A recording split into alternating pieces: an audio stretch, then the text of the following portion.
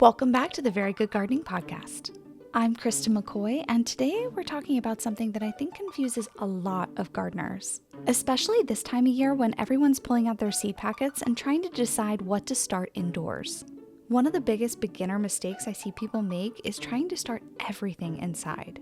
It is really tempting to do it, especially if you get a little success with one thing started inside. You've got the grow lights, you've got the setup, you've got the cells in the soil, and you think, why not? But the truth is, a lot of crops benefit from not being started inside. Some plants absolutely thrive with giving them a little bit of a head start, especially if you're in a colder zone. But others will do much better if you just plant them directly into the soil. So today, I'm going to break down what I personally start indoors every year, what crops I always direct sow outside, and a few crops that you technically can start indoors, but I find that they're not worth the trouble. Before we jump in, if you want to support the podcast and grab some really fun gardening gear, head on over to my fourth wall. I've got some really fun gardening t-shirts, and that link is always found in the description of every episode. All right, let's talk about which seeds are actually worth starting inside.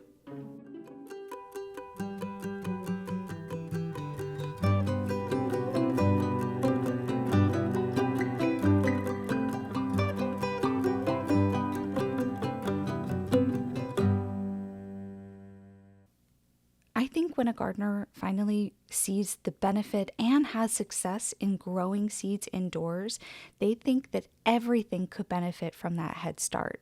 And I get it, because I struggled with seed starting when I first started gardening on this level.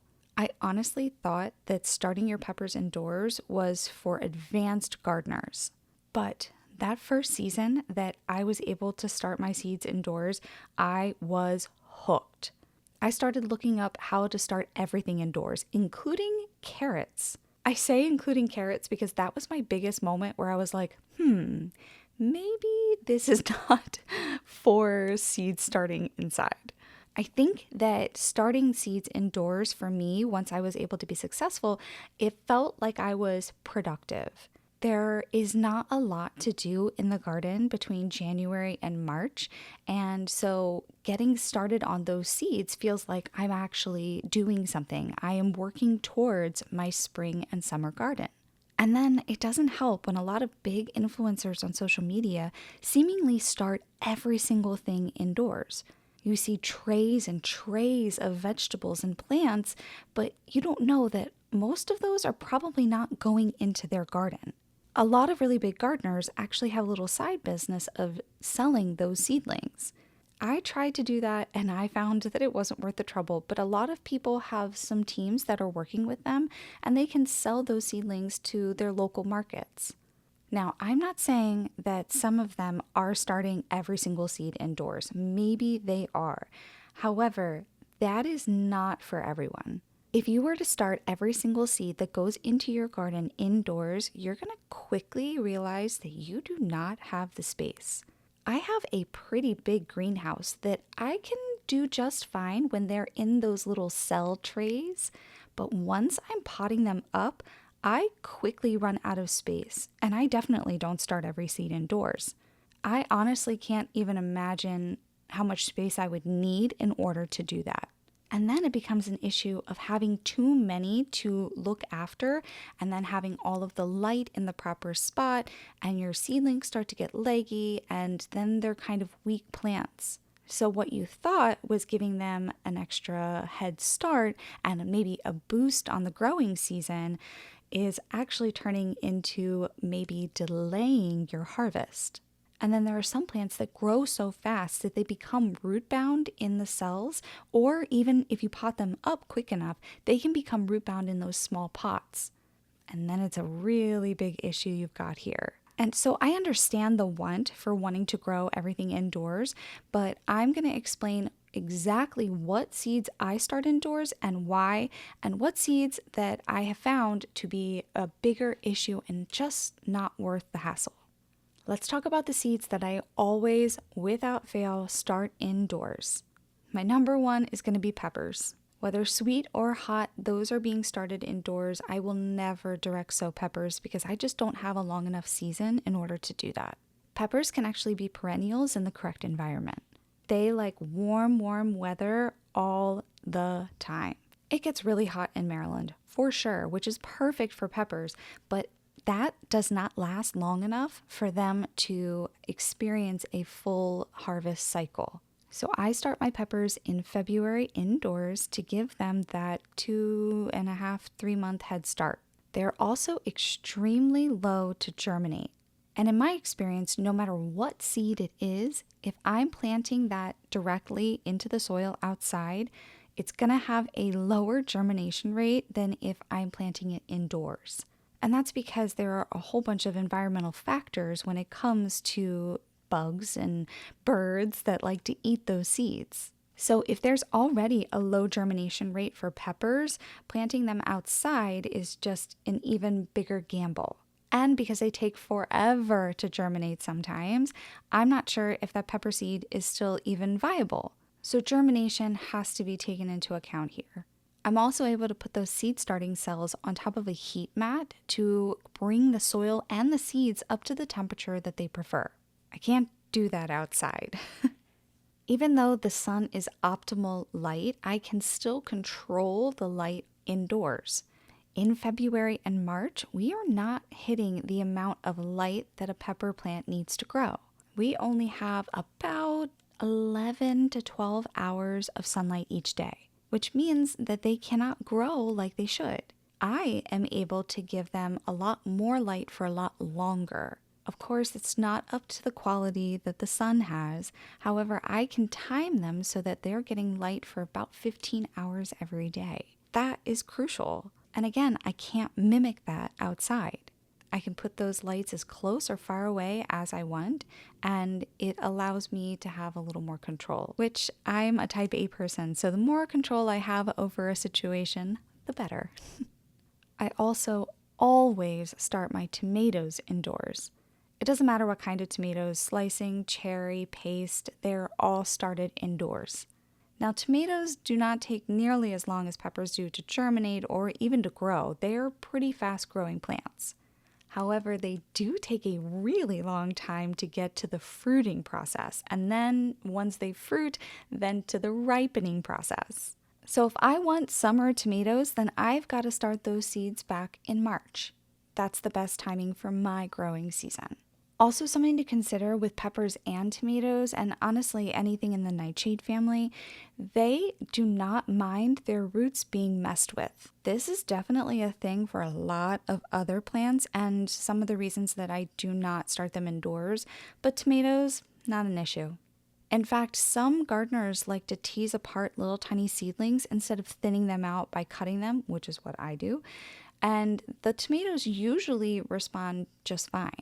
So once I have a tomato plant that's ready to go into the garden, I'm messing with the soil and loosening all those roots, and the tomato plant won't be bothered by it at all.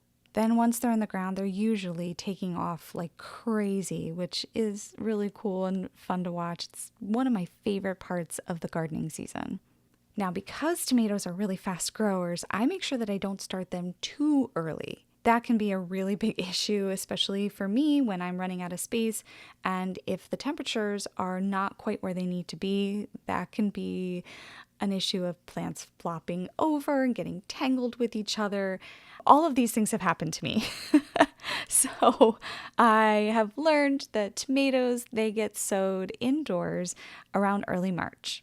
I start eggplant indoors pretty much for the same reason as peppers and tomatoes, except that eggplants tend to be a much slower starter, kind of like pepper seedlings. Tomato seedlings will shoot right up, but eggplant takes a little bit of time. They also need that warmth, so if I'm starting the seeds outside in February and March, they're not going to do very well, if they grow at all. Now, brassicas, which are broccoli, cauliflower, Brussels sprouts, cabbage, all of those are started indoors now. I used to get all of my brassica seedlings at a local nursery that I absolutely love until that nursery started opening later and later in the season. I like to plant my brassicas in the middle of March because they are cool season crops. But if that nursery isn't opening up until early April, I'm missing about 3, maybe even 3.5 weeks of planting growth in my garden. And I was finding that I was not successfully able to get a harvest every time.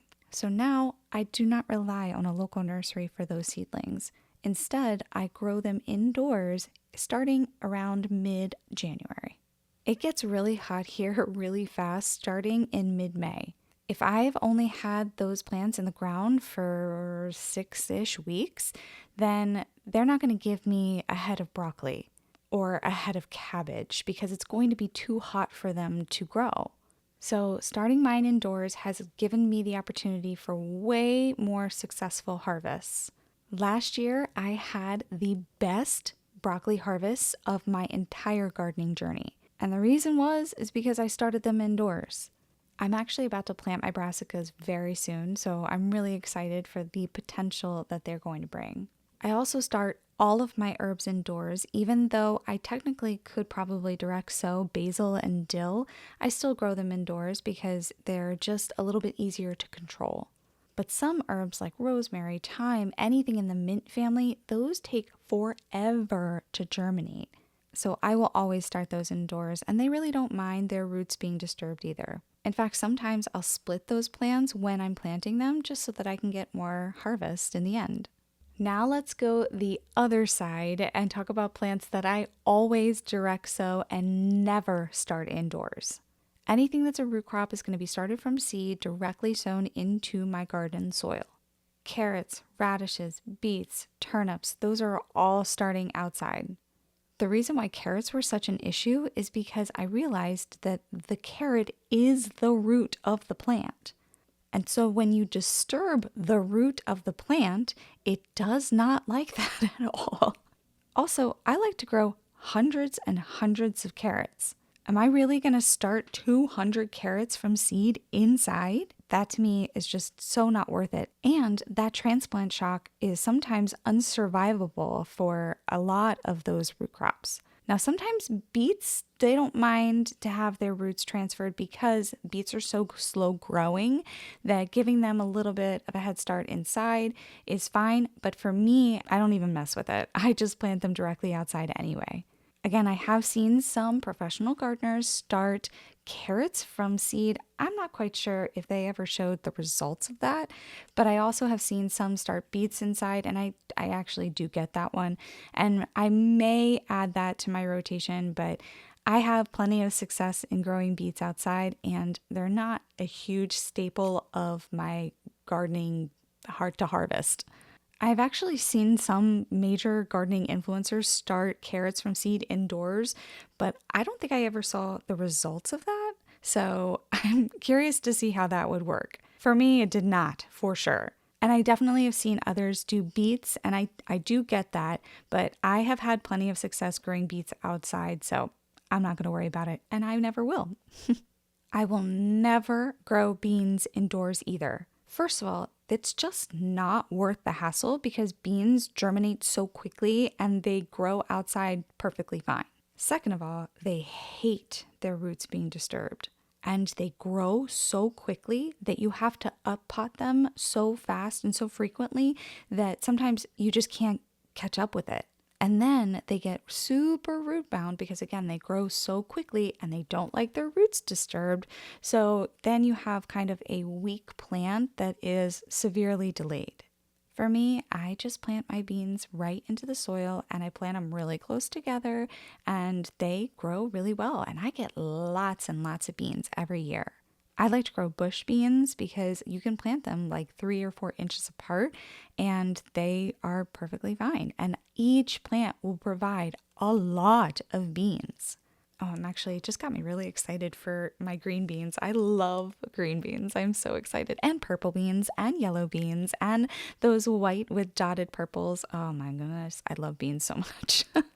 By the way, peas are the exact same way. I don't grow peas inside unless I'm doing microgreens and then they're growing inside for their entire life cycle. But I definitely don't start them inside because I find that I would have to do that really, really early. And then they grow so fast. And then they've got, again, the transplant shock because beans and peas are both in the legume family. So it makes sense that they would react the same way. The next one is corn. I have seen some big gardeners start corn indoors. While I understand why they do it, I don't think that that would ever be a benefit for me to do. Corn definitely does experience some transplant shock, but also there's so many that I have to grow. You have to grow a lot of corn so that it can pollinate each other. And so I just don't find that there's any benefit. It's a really quick growing crop, too. So I don't see why there's any need to grow it inside. I have 2 rounds of corn that I can do in my growing season, and I don't really need to give them any kind of head start. I will also never start anything in the squash family indoors. First of all, big seeds equal big plants.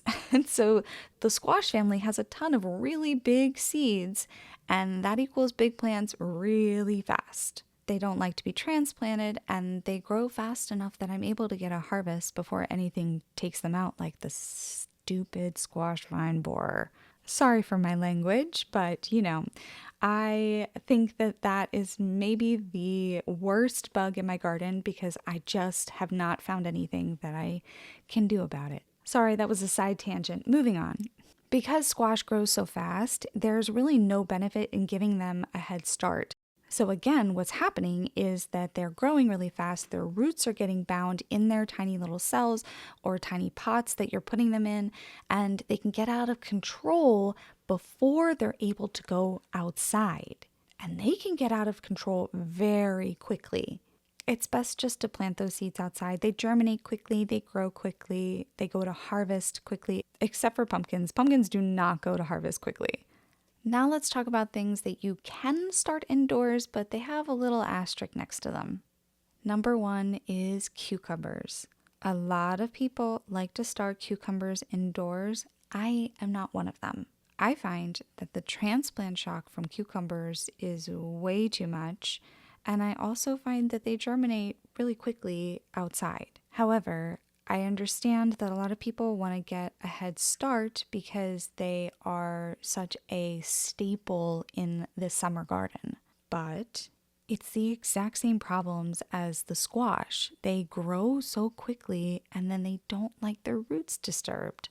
A lot of people do it. In fact, I would say most gardeners that I see online on social media, they start their cucumbers indoors. I see absolutely no benefit in doing that. So I'm just going to continue to do what works for me. Another thing is lettuce. Lettuce is a cool weather crop, and some people want to make sure that they have lettuce before it gets too hot. So I totally understand wanting to start lettuce indoors in like Texas and Florida to give it a head start for that really small cold season that you have. For me, I have a long enough cool season in the spring and the fall that I really don't need to worry about giving them a head start. I will say that it is a little bit easier to make sure that you thin them out and the plants can actually develop, some kind of head. If you're only planting 1 or 2 seeds in each cell, it's a lot easier to control. So I absolutely see the benefit. For me, though, it's something that I just don't worry about. I know I talked about dill and how that is something I always start indoors, but I know a lot of people that just direct sow that outside. Cilantro is the same way, but for me, cilantro is very, very sensitive to any kind of heat. Once it gets above 60 degrees, it wants to bolt. So I usually start my cilantro indoors as well. I find that lettuce is a little more tolerant to warmer weather than cilantro is. And then there's, of course, a whole bunch of different flowers that you can either direct sow or start indoors. For me, I actually start all of my flowers indoors, and that just helps me manage where to put them.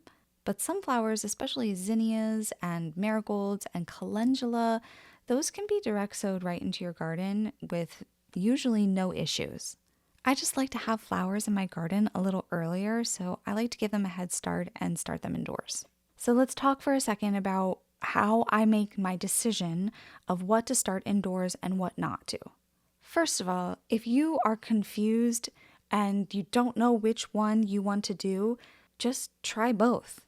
Do a little trial and error and see what works for you. I know that every single gardener that starts gardening, they want to get it right on the very first try, and I totally get that. But sometimes it's the process of figuring things out for yourself that gives you not only the most information, but also the most satisfaction. But for me, I ask myself 3 questions. Number 1, does this crop have a long enough growing season here in Maryland Zone 7B? Number 2, does it transplant well? And number 3, how fast does this plant grow? All 3 of those questions are going to give me the answer that I need. If the season is not long enough for the crop, indoors. If it doesn't transplant well, outdoors. If this is a slow growing crop, indoors. I feel like if I started with those 3 questions in the beginning of the podcast, you probably wouldn't have listened to this entire thing. But thank you for listening. I appreciate those that got to this point. All right, that's a wrap for today's episode on which seeds I start indoors and which ones I do not. If you enjoyed this episode, make sure that you're following the Very Good Gardening podcast so you don't miss any future episodes. And if you want to support what I'm doing here, head on over to my Fourth Wall shop and you can get some really awesome gardening merch. The link is always in the description. Thanks for listening and watching, and I'll see you on the next episode. Now go grow something very good.